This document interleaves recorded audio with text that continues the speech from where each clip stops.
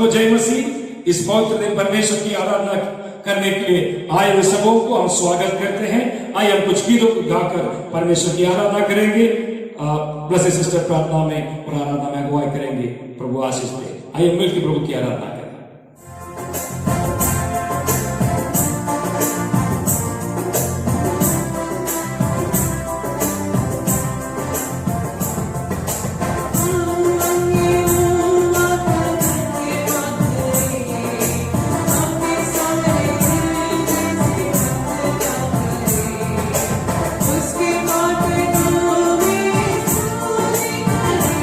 Oh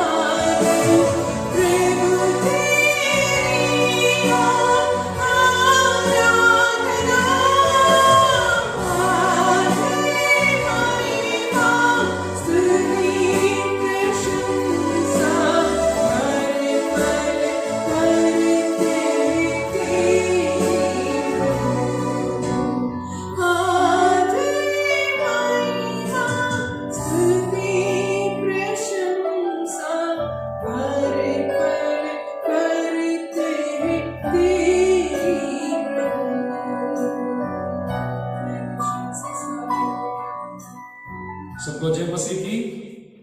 आज फिर से प्रभु का वचन लेकर आपके सामने आने में बहुत सौभाग्य समझता हूं। परमेश्वर की दया, परमेश्वर की अनुग्रह आपके साथ बनी रहे। आज इस पवित्र दिन में प्रभु ने दिया हुआ एक संदेश आपके सामने पेश करना चाहूंगा। प्रेरितों के काम 27 और 28 अध्याय से मैं बात करना चाहता हूं। वहां प्रेरित पौलुस का सफर के बारे में लिखा है। 275 लोग पौलुस के साथ सफर कर रहे थे। उस सफर की शुरुआत में परमेश्वर की आत्मा पौलुस से बात किया, अभी सफर करना ठीक नहीं है। लेकिन वहां लिखा है, जहाज की मालिक और कप्तान ने पौलुस की बातों को अनदेखी कर दिया, अनसुनी कर दिया। नतीजा क्या है? उसने सफर शुरू कर दिया। सफर चलते चलते चलते धीरे धीरे माहौल बदलने लगा।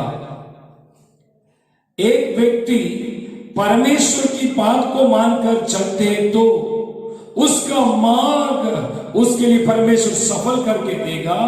जब एक व्यक्ति परमेश्वर की बात सुनने का बावजूद भी विपरीत दिशा में जाएगा तो वो आपके लिए परेशानी को लाएगी।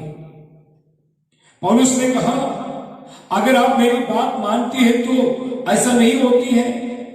लेकिन दक्षिण हवा चलने से उनको लगा हमारा काम बन गया।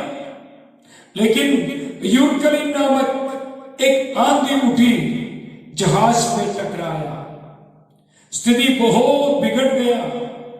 उन लोग परेशान हो गए और अपने जान बचाने के लिए जहाज में जितने सामान भरे थे उठा के फेंकने लगा। अपनी अपनी देवी देवता का नाम लेकर पुकारने लगा। लेकिन वहां उनको बचाने वाला कोई नहीं था। ना दिन ना रात उन लोग ये जहाज के अंदर बैठते हुए समुद्र में इधर उधर चलते रहा। उनको कुछ समझ में नहीं आया, हम कहां जा रहे, कहां क्या होने वाला है। लेकिन उसके अंदर एक भक्त था, उसका नाम है प्रेरित पौलुस, जिसने मन परिवर्तन के समय से प्रार्थना में शुरू किया। वो व्यक्ति, एक भक्त परमेश्वर की वाणी सुनता है, परमेश्वर से लगातार बात करते हैं। इस जहाज के अंदर सारे लोग अपने सामान फेंक दिया, अपने जान बचाने के लिए कोशिश कर रहा है, प्रार्थनाएं कर रहा है। लेकिन जीवने परमेश्वर से बात करने वाला एक वक्त उसके अंदर था। दिन रात बीत गया, 14 दिन हो गया, ना कोई खाया ना कोई पिया, सब डरे हुए हैं। जान बचाने के लिए क्या कर सकते करके सोच रहा है। ना कप्तान ना जहाज की मालिक कुछ कर पा रहा है। लेकिन परमेश्वर से बात करने वाला पौलुस परमेश्वर से एक संदेश पाया, देखो आपका प्राण का नुकसान नहीं होगा। कल रात को मेरा परमेश्वर मुझसे बात की। प्रार्थना करने वाला परमेश्वर की बच्चों से परमेश्वर बात करता है। इतना ही नहीं, आने वाले बातों को भी उनको बताते हैं। सोदोम उमर नष्ट करने से पहले परमेश्वर इब्राहिम को बताया। हर एक व्यक्ति को प्रार्थना में समय बिताएगा तो आपका जीवन में, आपका परिवार में आने वाले बातों को परमेश्वर आपको समझाएंगे। पौलुस ने कहा, स्वर्गदूत मेरे पास आया, मुझसे बात की। इस जहाज में मेरे अलावा 275 लोग हैं, किसी को कोई हानि नहीं होगा। और उसने कहा, भोजन खाइए। पौलुस सबके सामने भोजन खाकर दिखाया तो लोगों के अंदर हिम्मत आया। एक परमेश्वर का भक्त विपरीत परिस्थिति में प्रार्थना करने वाला है, दूसरों को प्रोत्साहन देने वाला है।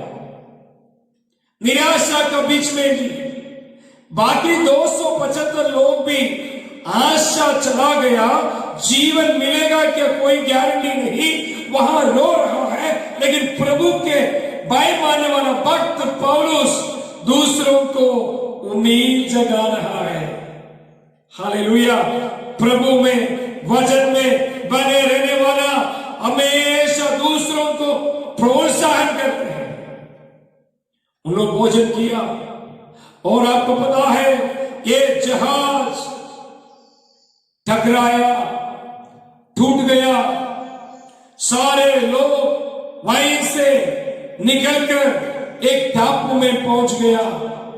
एक संदेश मुझे वहां से बताना है, इतनी बड़ी जहाज उन लोगों को बचा नहीं पाया, लेकिन छोटी छोटी लकड़ी के टुकड़ों में परमेश्वर एक एक का जान बचाया। मुझे सुनने वालों से मैं कहना चाहता हूं, चाहे बड़ी जहाज आपको बचाव का मदद ना कर सकते तो परमेश्वर बोल दिया तो एक छोटी सी लकड़ी की टुकड़ा भी आपका जीवन बचाने के लिए काफी है। हालेलुया। सब लोग जान बचाकर वो टापू में पहुंचे। 28 अध्याय की शुरुआत में लिखा है, वो टापू का नाम मेलिता माल्टा करके लिखा है।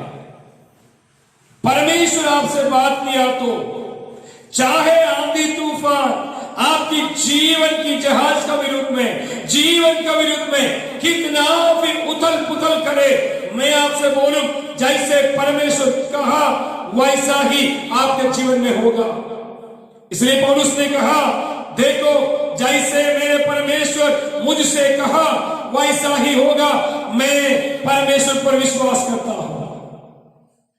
मुझे सुनने वाला भाई बहन, इस पवित्र दिन में मैं आपको याद दिलाना चाहता हूं, परमेश्वर की वाणी सुने। परमेश्वर जो कहता है सो होगा।